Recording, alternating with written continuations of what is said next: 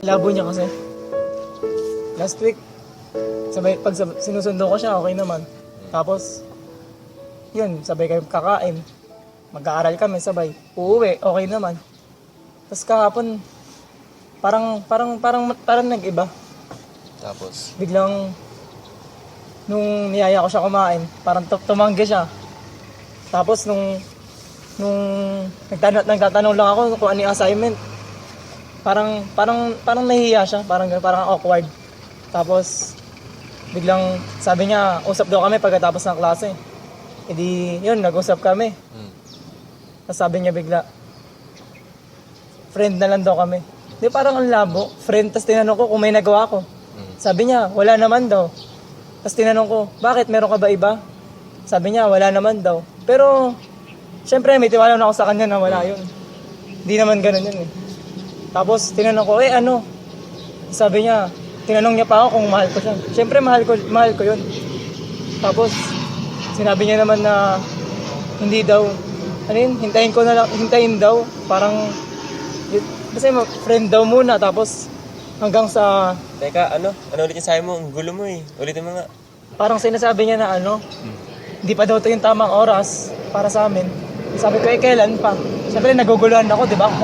Kung mahal naman isa't isa, siyempre, okay naman. Tapos, hindi sinabi niya na, kung talagang mahal mo ako, makakapaghintay ka. Tapos, hindi yun. Siyempre, umalis na lang ako. Hindi ko naman maintindihan eh. Labo ang ano kaya sa tingin mo? Nakaka-bad trip. Yun ang sasabihin mo? Wala nang dadagdag? Oo. Ako muna, sige. Ikaw, sa tingin mo, ano ba yung tamang oras sa tinutukoy niya? Hindi ko alam doon. Ganito kasi yan eh, lahat ng bagay may tamang oras. Wari, magtatanim ka ng buto. Tapos syempre, pagtanim ka ng buto, aantayin mo tumubo yun. Tapos pag sa puno, bulaklak, tapos saka magbubunga. Parang ang nangyari kasi ganito eh. Kumitas ka ng isang bunga na hindi pa hinog, tapos mag-aatim ka ng matamis na lasa. Yun yung oras na tinutukoy. Matanda naman na kami. Matanda, ilan taon? College na kami. College. 18, oh. Oh. Siya, 17. Pwede naman na, di ba? Di pa ba? Pero sa tingin mo, yung ano, kasi may mga bagay-bagay na dapat nasa tamang oras. Lahat ng minamadali kasi, pangit yung nakakalabasan eh. Example, pag pumunta ka sa school, sa madali ka, kadalasan may naiiwan ka, di ba? May narinig nga akong quote eh, haste is waste. Para pag masyadong minamadali yung bagay, pag hindi ka matama sa oras, Ano yun? Haste. is waste. Haste. Ibig sabihin nun, pag masyadong minamadali yung bagay, nakakaksala. Ganun, tingnan mo, emotionally ready na ba kayo? May finances ka na ba? Ayun, punta muna tayo sa finances. Di ba sabi mo nililibre mo siya? Oo. O ano-ano yung mga binibili mo para sa kanya? Flowers, chocolate. Ano pa? Yung mga ano, pamasahe, pang sine. Mga Oo. ganun. Kaya no galing yun? Yung pera na yun, kanino? Sa baon ko, naipon ko. Oh, kanino galing baon mo? Kay daddy, kay mami. Ibig sabihin, ano? Paliwanag ko pa? Sige, sige. Ganito kasi yun. Allowance, di ba? Galing sa magulang mo, tama? Pag, ibig sabihin nun, ganito yung mangyayari pag hingi ka ng allowance. Eto na, nanghingi ka ng allowance. Ma, pa, kayong allowance. Tapos inabot na sa'yo allowance. Nasa kamay mo na. Tapos tinignan mo sila. Ma, kulang to. Kasi ka nanay mo, magulang mo. Bakit? Dalawa na kami. Ayun ba yung plano mo? Alam mo yun, hindi mo kaya yung sarili mo. Ikaw lang mag-isa, hindi pa kumikita. Magbubuhat ka pa ng isa, mandadamay ka pa. Dapat, siguraduhin mo na kaya mo na sarili mo bago ka kumuha ng isa. Ganun yun. Buha mo? Mm. Oh, yung pag-ibig o love na sinasabi mo, ano mo para sa'yo yun? Paliwanag mo. Love. Yung ano, kapag lagi kayo magkasama. Tapos, yung wala kami tinitignan na iba, kami lang. Pag, diba, bago pumasok, sunduin ko. Tapos yun, di ko siya papayagang makasama yung mga ibang lalaki. Ayoko makipagkaibigan siya para, yun, para sa akin lang. Tapos, gabi-gabi, magkausap din kami bago matulog. Tapos, kasi yung gusto ko, oras lang namin. Kayun, parang ganun tingin ko. Oh, ano, yun na yung tingin mo o pagkakaintindi mo sa love? Sige. Total, nabigay mo na. Sa tingin mo, yung love na tinutukoy mo o yung pagmamahal na yun, hanggang saan yun? Pag-graduate namin, O sige. O, tapos na kayo. After nyo magtapos, ano na? Ano ang plano mo? Hanggang doon na lang ba yun? O, tatanungin kita. Gusto mo talaga, quote and unquote, mahal mo talaga yung babae. Kung mahal mo talaga yung babae, matitiis-tiisin mo yung emosyon mo. Self-control kasi yun, pare. Kasi, balik tayo ulit, pag minamadali ang pangit, diba? Kung mahal mo isang bagay, alam mo na she's worth the wait, hindi mo i-istorbohin yung oras niya ngayon. Hayaan mo siya makapagtapos, hayaan mo siya makapag-aral na maayos. Kasi, yun, balik tayo ulit. Lahat ng bagay dito sa mundo may tamang oras. Kung mali yung oras, huwag ka magtaka kung ba't ka masasaktan. Mali nga yung oras eh. Sinaing, di ba? Pag nagsaing ka ng sobrang init, nasusunog, di ba? O kaya pag pinatay mo ng maaga, hilaw. Dapat tama lang, ganun din. Pero hindi kayo kanin, okay? Tao kayo. Ang sinasabi ko lang, timing pa rin. The right thing at the wrong time, still the wrong thing. Tsaka may stoplight kasi yan eh.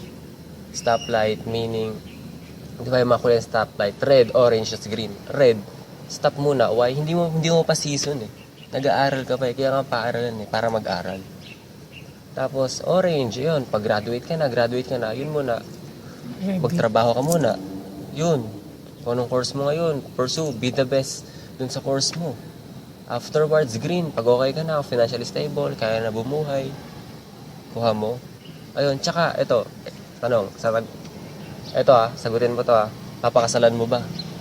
Naisip mo na ba yun? Hanggang saan ba yung plano mo? Diba? Kasi mo kung panay ka emosyon, wala rin plano. Ulitin ko papakasalan mo ba? Seryoso mo naman? Kasal agad? Mahal ko lang naman. Para saan pa ba't ka pumapasok sa relasyon? Ano yun? Ba't ka nag-girlfriend? Ano bang plano mo doon? Diba? Kasi, pag pumasok ka doon, dapat may goal ka, tatapusin mo. Diba? Pag sa laro nga may goal. Kumaga, high score or dapat kailangan mo i-top. Ganun din. Kasi kung papasok ka lang sa isang relasyon, pastime lang, pangit yun. Nagkasiraan lang kayo. Nagkagamitan lang kayo. So wala lang. Sa tingin mo, hindi makaka-apekto sa kinabukasan. Meron yun. Desisyon mo Kung ano ka ngayon, gawa ng mga desisyon mo nakaraan. Diba? Naisip mo ba yun na pag nagjowa ka ng girlfriend ka, hanggang saan ba yung plano mo? Hanggang dun lang ba? Kaya nga pag nakita ka pag may nakita ka, uy, okay to. Ang tanong mo agad dapat sa isip mo. Sabihin mo na ako seryoso. Pero yun. Yun naman talaga lahat ng relasyon. Dun lahat babagsak sa kasalan. Diba? Ay, siya mo makasal mo. Tapos inimbita mo yung mga ex mo. Nakahilir pa silang gano'n. Diba ang awkward doon? Ang pangit. Hindi ko na sinasabi na masama mag-girlfriend. Pero, ba't mo ginagawa? Anong plano mo dito? Hanggang saan ba yung kaya mo? Hanggang saan ba yung tinitignan mo? Kuha mo? Hindi ako kompleto pag wala siya.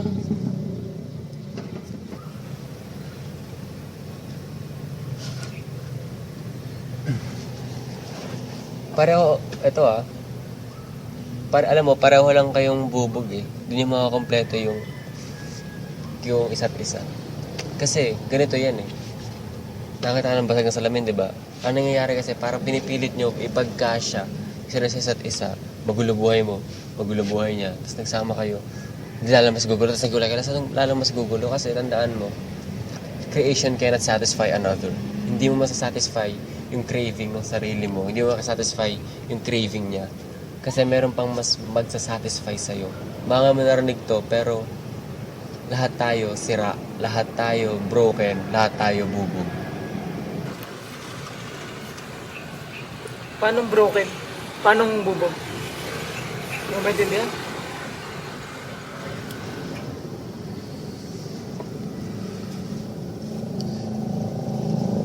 Paanong bubog, paanong broken. Madali lang yan. Kasi yung puso natin, hindi siya mapupuno, hindi siya masasatisfy. For nothing in this creation will satisfy our hearts. Kasi mayroon kung ano sa puso, may butas yan. Sabihin natin butas, for the sake of example. May butas siya na kahit anong bagay ilagaw doon, hindi mapupunan, hindi mapupuno, hindi malalagyan. Bakit? Kasi hindi pasok yung butas na yun Siyempre, tao lang din yun, ba't may bibigay yung puso mo doon? Hindi nga siya yung gumawa doon Paano niya malalaman kung paano gumagana yun? Kung paano siya gumagana? Tapos, siyempre, kung sino yung gumawa doon sa mismong puso natin, siya na yung makakasolve doon, which is si Jesus. Pero paano si Jesus? Yun, tolls. Kung ba si Jesus, simple lang. Kasi siya yung unang nagmahal sa atin. Siya yung gumawa ng puso natin. Siya lang makapag-ayos sa atin. Kasi sa tao, siyempre, sira ka na nga. Ba't ka pa pupunta sa maling mag-aayos sa'yo? Siyempre, kung siya gumawa sa'yo, he's si God. Kung gano'n niya tayo kamahal, namatay siya para sa atin. Gano'n niya tayo kamahal. Na kahit kalaban niya tayo, ang term pa nga, we're sinners, pare.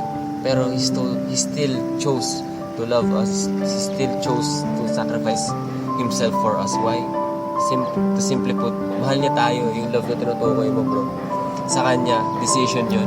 Sa atin, emotion. Pero tandaan mo, ang love is a decision, never an emotion. Why?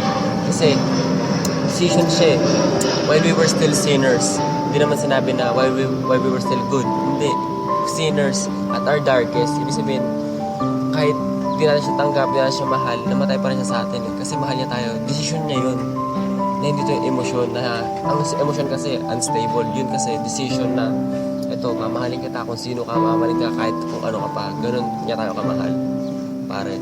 Tsaka siya lang talaga makakapag-ayos sa atin. Walang ibang tao yung sa mundo, walang ibang bagay makakapagpuno dyan sa puso mo. Okay? Kuha mo.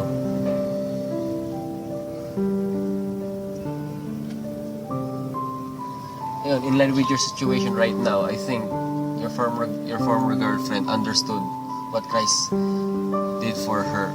In a sense na kaya siya pumasok muna into a friend kayo, magkaibigan mo na. Kasi nakita niya kung gaano kagaling ginawa ni God para sa kanya. At the same time, alam niya yung season niya na gusto niya i-honor si God sa season niya, which is schooling. At the same time na para ma-prevent yung further hurts, magkasakitan lang kayo and all. Tsaka, bro, God wants the best for you both. Kaya, that's the best thing you can do right about now. Is just to serve Him and give your life to Him.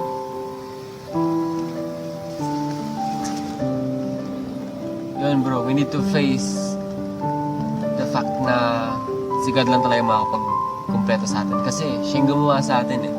Ganyan tayo kamahal na gusto niya na bumalik tayo sa Kanya. Ulitin ko na ulit sinabi ko na walang bagay dito sa mundo, walang tao dito sa mundo na makakapag-heal sa'yo, makakapag-satisfy sa'yo. Si God lang yun. Kasi siya yung gumawa ng puso natin. Yung longingness na hinahanap mo, yung security, identity, security mo, baka pinabasa mo sa schooling mo or what, I'm saying that is bad. Yung significance mo na, uy, dapat up ako or what, kasi yung sense of purpose mo, siya lahat nagbibigay nun eh. Yung everything else will just follow pag siya yung inuna mo eh. Kasi alam niya yung pinagdadaanan mo eh. Alam mo, kaya nga siya naging tao eh, si Jesus Christ, para makita niya, para mas makapag-relate siya sa atin. Kaya nga personal Lord and Savior. Lahat-lahat, all in all, your security mo, yung significance mo, yung purpose mo, na kay Lord. Wala sa tao, wala sa bagay, wala sa mundo, nasa Kanya lang. So, yun bro, can I pray for you? Sige bro.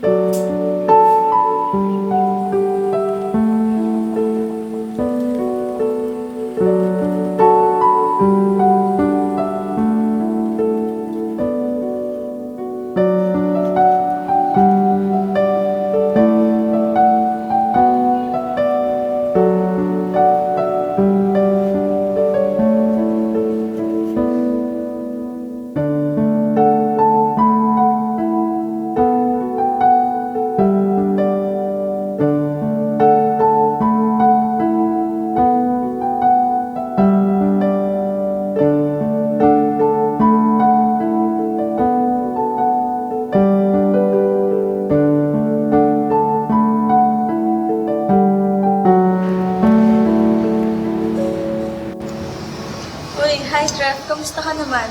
Long time no see, ah. Ito, okay naman ako. Gusto ko lang mag-sorry. Kahapon nakausap ko si Ross. Sinare niya sa akin si Jesus na siya lang doon makapag-satisfy sa atin. And ngayon, alam ko na kung bakit ka nakipag-break sa akin.